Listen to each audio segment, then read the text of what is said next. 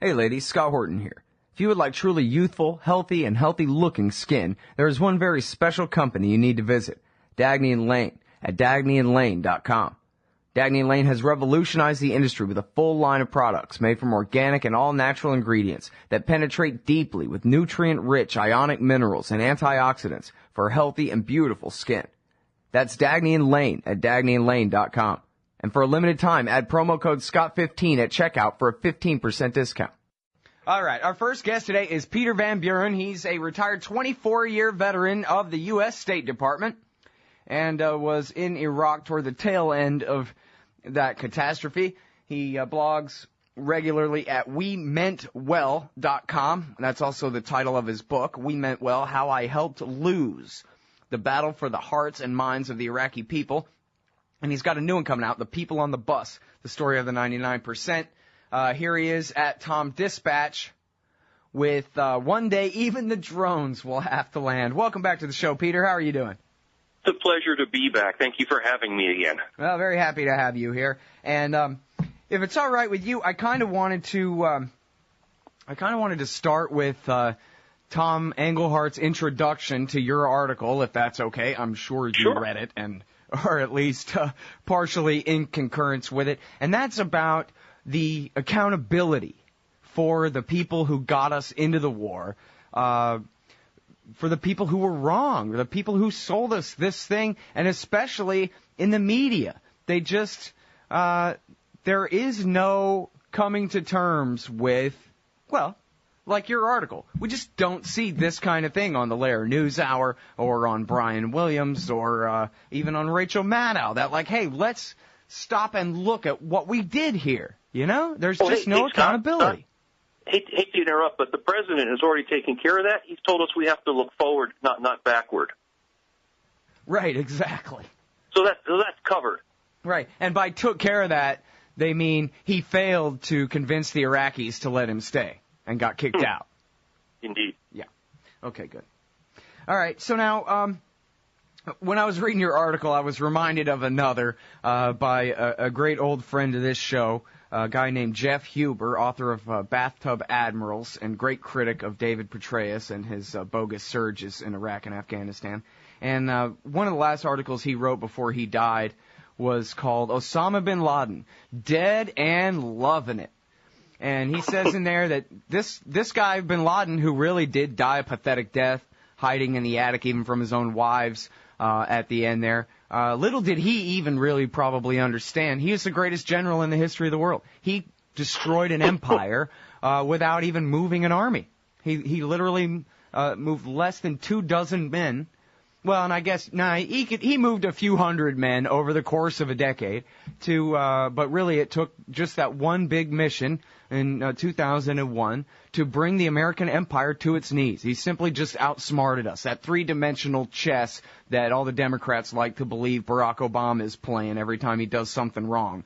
But he really did pull it off with the September 11th attack, and as Michael Scheuer put it, bogging us down in Afghanistan was his real goal, to replicate the Russian invasion of the 1980s. And the invasion of Iraq was simply the hoped for but unexpected gift. That was the cherry on top. He couldn't believe his good fortune that the Americans put people so stupid and so criminal in charge that is how they would react to the attack of 9/11. What do you think? See, I don't think even bin Laden could have anticipated the depth of stupidity that we unveiled here. To say that bin Laden defeated us is partially true, but in fact, we defeated ourselves. The events of 9/11 were terrible. It's horrible. No one wants to be pleased that 3,000 Americans died. But what happened after that is, in fact, what killed the empire. We ate ourselves. There was absolutely no reason to invade Iraq. And here on the 10th anniversary, despite our president's admonitions that we look forward, not backward, I think the old standard that looking back at history helps us learn from it still does apply, with apologies to our dear leader. We invaded Iraq for no apparently good reason. The reasons that even the neocons claimed, even if you take it from the most extreme, that we went there for the oil, or we went there for the strategic bases in the Middle East, or we went there to tip over dominoes so that the American empire would win, none of that even came close to being realistic. In fact, what we did in Iraq was upset the balance of power in the Middle East that had served the American empire fairly well, and along the way bankrupted our society both financially and morally, and in fact created a lasting legacy in the Middle East that the United States will probably never be able to live down. Jihadists all over the world still carry cell phone photos around of the tortures in Abu Ghraib. And every day that Guantanamo, which is on a direct line through the invasion of Iraq and forward, every day that Guantanamo stays open, we create new enemies for the United States.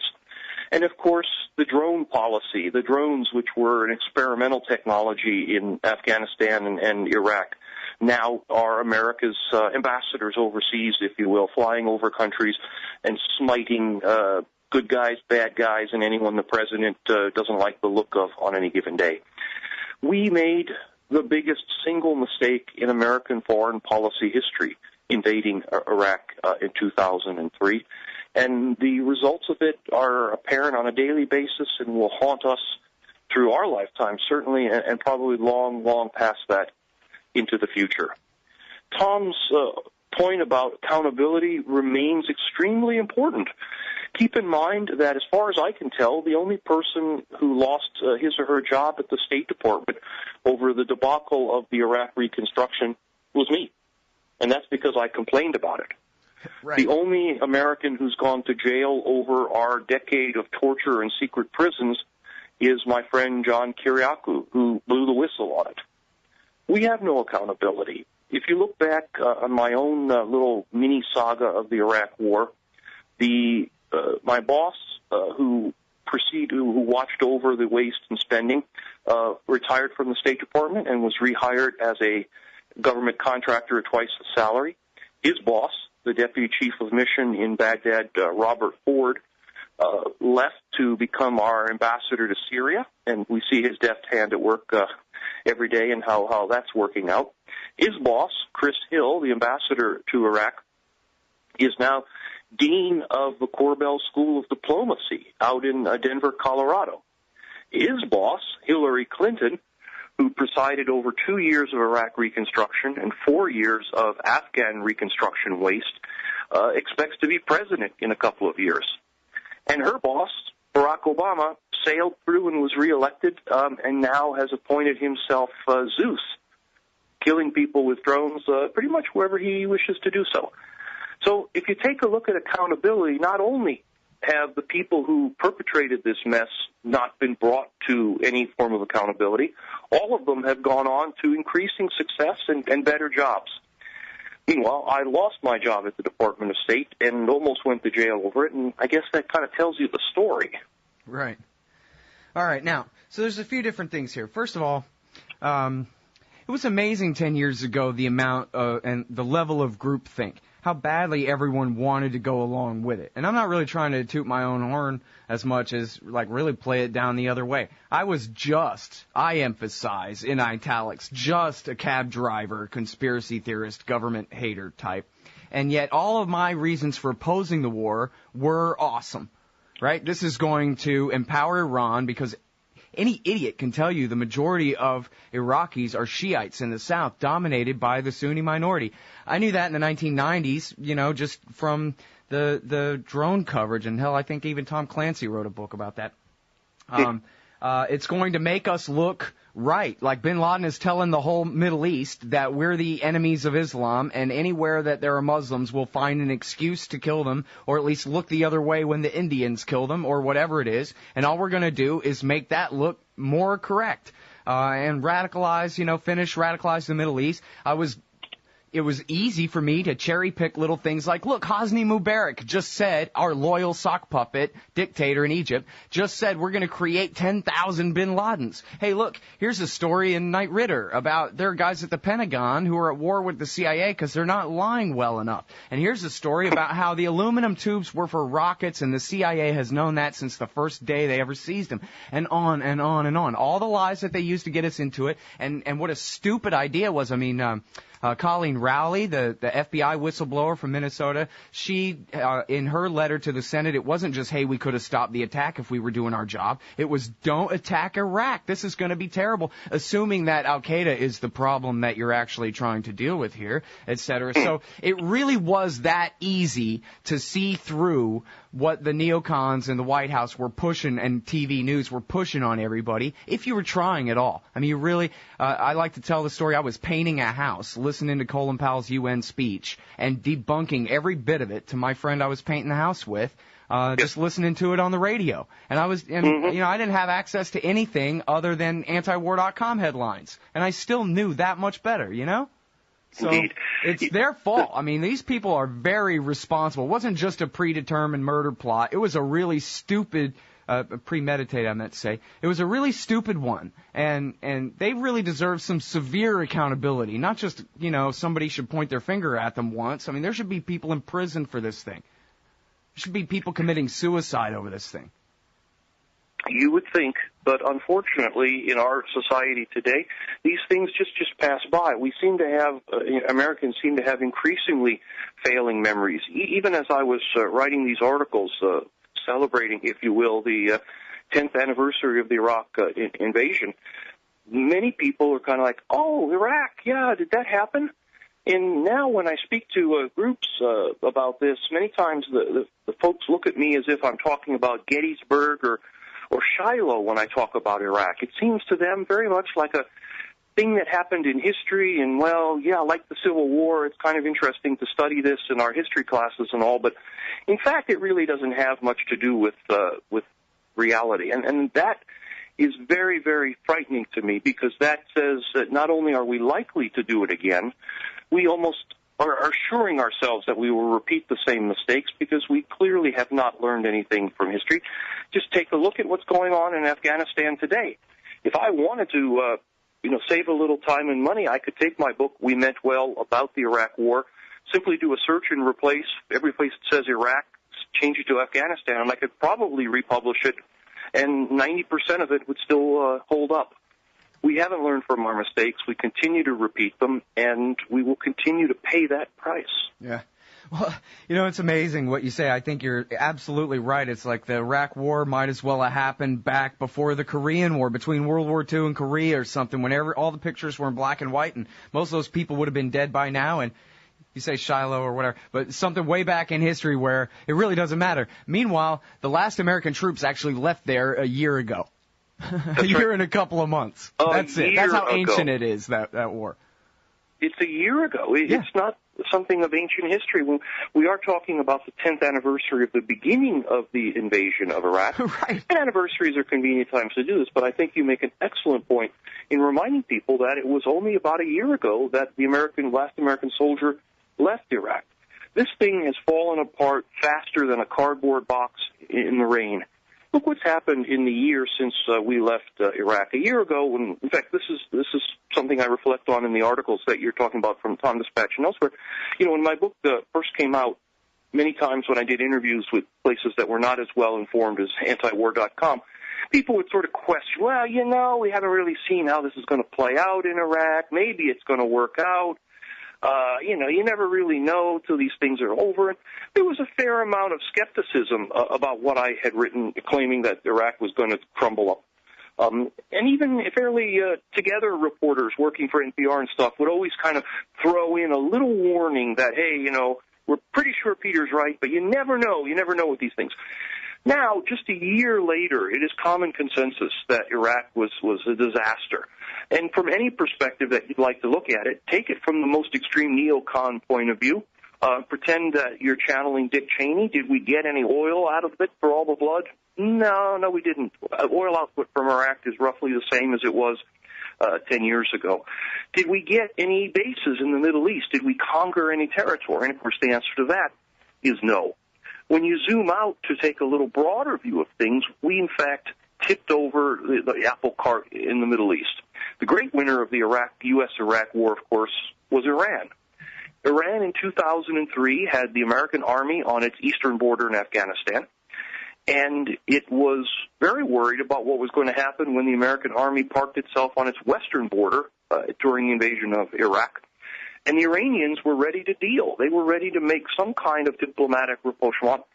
And had we not blown that opportunity, had we not squandered it, all the saber-rattling that's going on in the Middle East over Iran and its nuclear capabilities would have been unnecessary. We could have solved that problem 10 years ago, but we didn't, and we actually made it worse. Yep. In addition, we set off the Sunni-Shia struggle that you were referring to, which now has spilled itself over into Syria, and we're not sure where that's going to end or how that's going to end or where the Sunni-Shia struggle is going to end. And at the same time, it continues to bubble just below the surface in Iraq. Killings are up, murders are up, suicide bombings on the rise again in Iraq. It still remains a horribly dangerous and divided place. And exactly where that is going to end and how stable Iraq will be over the near term is very much open for discussion. I hate to be this mean and cynical and whatever, but I think Michael Scheuer is the only person who I've ever heard go ahead and say this in public with a straight face.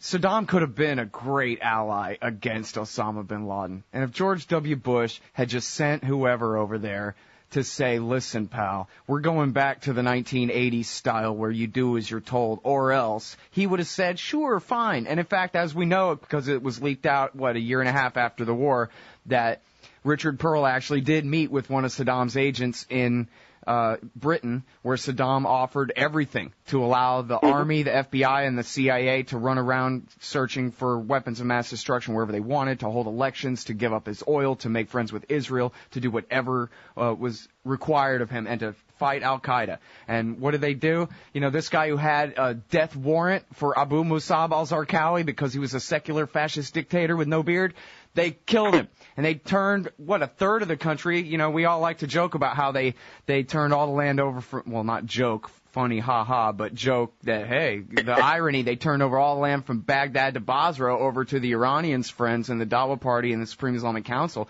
Well, the whole Sunni triangle now belongs to Al-Qaeda. I mean, damn. Right here, I got Roy Gutman and McClatchy talking about Nouri al-Maliki is asking the Americans for help fighting against Al-Qaeda in Iraq and Syria, which is coming across the border. America's allies in Syria attacking our friends in Iraq. It's pretty hard to keep track of who's on whose side anymore out there, but it's pretty obvious that almost nobody is on America's side. We have lost such amazing standing in the Middle East in every dimension. And as the idea of Saddam being an ally of the United States, of course, it's not too late to remember that during the 1980s, he was an ally of the United States. Prior to the first Gulf War, the United States directly supported Saddam Hussein in his wars against the Iranians and supplied him with intelligence and money and all sorts of help in hopes that he would be a bulwark against Iranian expansion. And in fact, it was a fairly successful strategy. There's the famous picture of a young Donald Rumsfeld with his 70s do shaking hands with Saddam and welcoming him to the fold. The United States' reputation is trashed in the Middle East from every possible point of view. We have no friends left. We simply have a few people that are playing us. The Saudis are a good example, to help us keep pushing money into the wrong hands in Syria.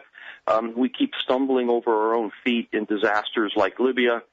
We haven't really figured out that regime change carries two sides to it. First, you've got to knock over the old regime, but you have to replace it with something.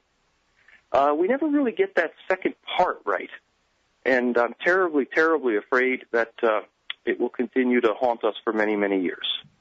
Yeah, you know, back in 2003, especially, say exactly 10 years ago, the deal was, and we talked about this on my show back then, was that we just got to get it done. We've got to cross that border from Kuwait into Baghdad. We'll worry about what happens later.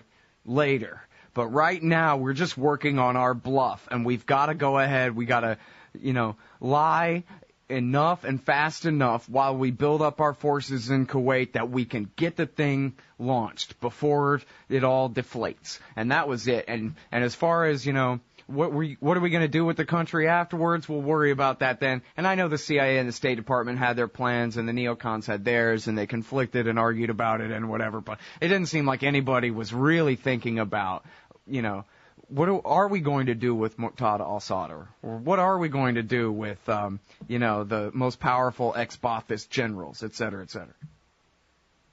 Absolutely, and this is why it failed there, and it's why it's failing in Afghanistan. We have no strategy whatsoever about how to continue this on.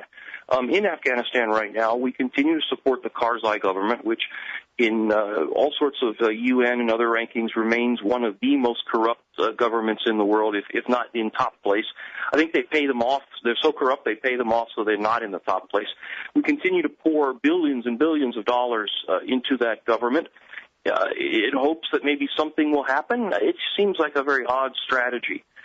We have learned, and it's important to stop, particularly in these sequester-driven times, it's important to stop and talk not only about accountability in terms of war crimes and in terms of damage to the United States, but also in terms of finances, because for better or worse, money is still a very important thing, and particularly in the United States where our infrastructure is crumbling, our schools need financing. We squandered staggering amounts of money. The most recent report by the Special Inspector General for Iraq Reconstruction, Seeger, the one that came out just this week, ups the total amount of money that was spent in Iraq on reconstruction to the point where it totals out to $15 million a day, every day, for 10 years. That's an unbelievable figure. Pick the cause of choice, whether that would be schools or firefighters or infrastructure repair. Pick whatever you think is important for the United States and decide what $15 million a day could have done for us here in America. That's the answer to the perennial question. How come we don't all have flying cars, man? We're way past the year 2000 now, and that's the answer. They blew it all killing people in Iraq. Oh, and building things that nobody wants. We poured it. It was just like water poured into the desert sands over there. It goes away before you even see it hit the ground. We squandered that money, and while we look back and say, wow, $15 million a day, what were we thinking? Well, blink your eyes, because we're doing exactly the same thing in Afghanistan. We're spending more money there. The totals in Afghanistan are probably about 20 or 30% higher than Iraq and counting. And we continue to do that. Wow, are you serious? Wait. You're talking about just the reconstruction money in Afghanistan? Is that much more than Iraq? Yes. I did not realize that. Wow, I guess I just assumed it was always a fraction compared to the Iraq thing. No. First of all, it's been going on for 2 years longer, of course, in Afghanistan. Mm-hmm. And second, the projects in Afghanistan were envisioned as, initially at least, in the war, as big-scale things. The most famous of which the United States is in the process of currently abandoning. The United States was building a hydroelectric facility in Afghanistan that was supposed to supply electricity to a large portion of the country. We've been working on it on and off for the past 12 years and have spent several $1 billion alone on that dam and the hydroelectric facility. And it was only last week that the USAID, announced that we're, quote, turning it over to the Afghans to complete, unquote. Yeah. Well, turning it over to the Afghans, of course, anyone who hears that, that's code for we're walking away from it. The Afghans are certainly in no position to complete a hydroelectric project that the United States couldn't get done in 12 years, never mind even keep it from regressing. And so we're walking away from that. And Afghanistan featured these huge projects at massive expenditures of money, particularly early on in the war. And so we're still spending the money. In fact, we're still spending money in Iraq on reconstruction. There are a couple of signature projects that the United States had forward-funded. I love the government, and I love the way they describe these things. Forward-funded, meaning that we had the money spent in advance, if you will, And we're still paying for things in Iraq. We're still working on the Fallujah sewer system, and there's still a prison that we're paying for and some other more modest projects. But we're actually still spending reconstruction money in Iraq, even though, as you pointed out earlier, the troops have been out for a year. The war started and ended a long time ago, and most Americans don't even realize Iraq is still a place. I guess in their minds, it's like when TV shows go off the air, they just kind of, go away. Yeah, like when TV shows go off the air, that's the perfect way to say it. 'Cause that is how it is. I can't get over it either. It makes me want to do an Iraq interview, every day on this show, no matter what, and just I want to refuse to allow them all to forget, but they insist. I mean, it really. I mean, hell, the way I learned about the Korean War was from MASH, but I figure if it hadn't have been for MASH, it wouldn't even be known to me as the Forgotten War. It wouldn't even be known at all, right? To anyone. Yes. We'd never talk about Korea at all. That was how it got the name Forgotten War, is because no one said a word about it until Trapper John.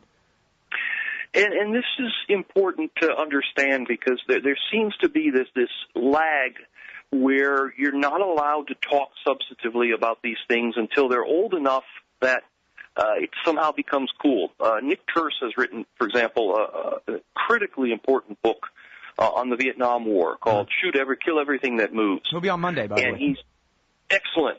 He's a terrific writer, and it's a fascinating book about American war crimes and torture in the Vietnam War. But it's almost unbelievable that it has taken all this time for such a book to come out. And it leaves me terrified 20 years from now, 30 years from now, of what we're going to learn about what's happened in Iraq and what's happened in Afghanistan, because history does seem to have this lag attached to it. It takes that long, I think, for some of this documentation to be released. It takes that long, I think, for some of the people who participated in these horrific activities to finally come to conscience and be willing to talk about them. And that, Scott, remains one of the saddest legacies of the Iraq War, is how few people who participated in it are willing to talk about what they did. The horrific, stupid waste, fraud, and mismanagement that I wrote about in my book, We Meant Well, I was not working undercover. I didn't uncover any cache of secret documents or anything along those lines that allowed me any particular insight. What I saw and experienced was seen and experienced by thousands and thousands of U.S. government employees, contractors, and soldiers, any one of whom could have written about it or talked about it or approached the media with more information about it. I just happened to be the one whose conscience finally overwhelmed his need for a paycheck and brought me forward to talk about these things. But the thing is, thousands and thousands of people saw those same things. And with Nick, the atrocities that he chronicles in his book were seen by so many soldiers and so many journalists and civilians who all kept quiet until now.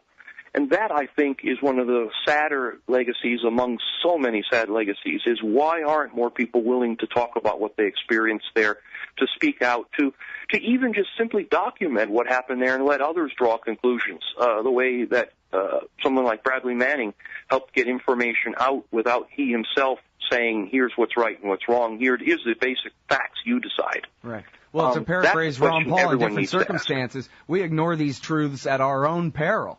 The people of the Middle East, they're not going to forget the Iraq War anytime soon or even ever. And maybe this is kind of a bigoted, ignorant sort of thing for a Texan to say, but it seems to me like the Vietnamese have been trying to forget it this whole time. Whereas the Arabs, they're not interested in forgetting stuff. Just culturally speaking, you know what I mean? They like remembering things. Whether they're going to all declare jihad against us or whatever, I don't believe that. But they're not going to forget what happened here. Indeed. Yep. All right, I'm sorry, we're way out of time, but this is great writing, as all your writing is, and I really appreciate your time on the show, Peter.